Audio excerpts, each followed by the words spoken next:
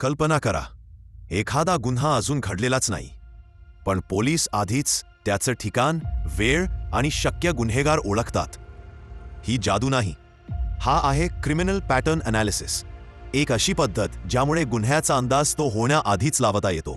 Criminal patterns म्हणजे गुन्हेगारांच्या वर्तनातील ठराविक सवयी, जागा आणि वेळ. काही जण नेहमी त्याच भागात गुन्हा करतात, काही जण एखाद्या विशिष्ट प्रकारच्या विक्टिम्सला टार्गेट करतात. हे पॅटर्न्स ओळखून पोलीस गुन्ह्यांचा अंदाज घेतात आणि काही वेळा तो गुन्हा थांबवतातही.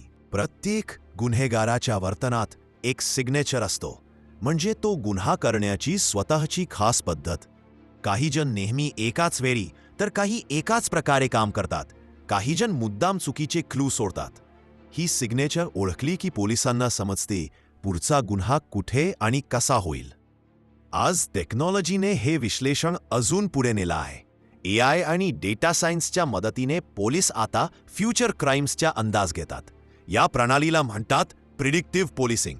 कोणत्या एरियात कोणता गुन्हा घडतो आणि कोण तो घडवतो याविषयी आता पहिलेच पोलिसांना समजते. जिथे गुन्हा घडतो त्याआधीच त्याचा पॅटर्न उघड होतो.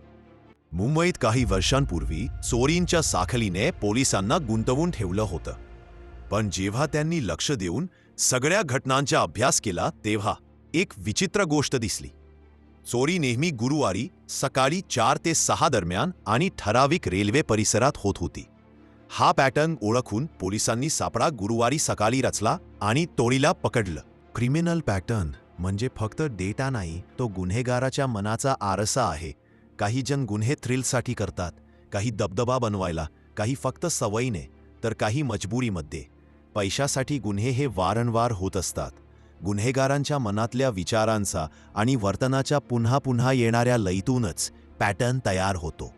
क्रिमिनल पॅटर्न ॲनालिसिस हे फक्त गुन्हे उघड करण्याचा साधन नाही, तर समाज सुरक्षित ठेवण्याचा शास्त्र आहे.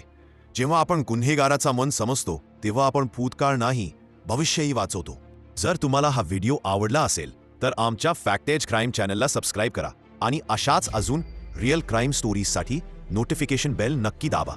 तुमचा फीडबॅक आमच्यासाठी खूप महत्त्वाचा आहे, म्हणून कॉमेंट्समध्ये सांगा पुढे कोणत्या केसचं विश्लेषण पाहायला आवडेल. धन्यवाद. सुरक्षित रहा आणि गुन्ह्याच्या जगातील पुढच्या रहस्यात पुन्हा भेटूया. सत्यमेव जयते.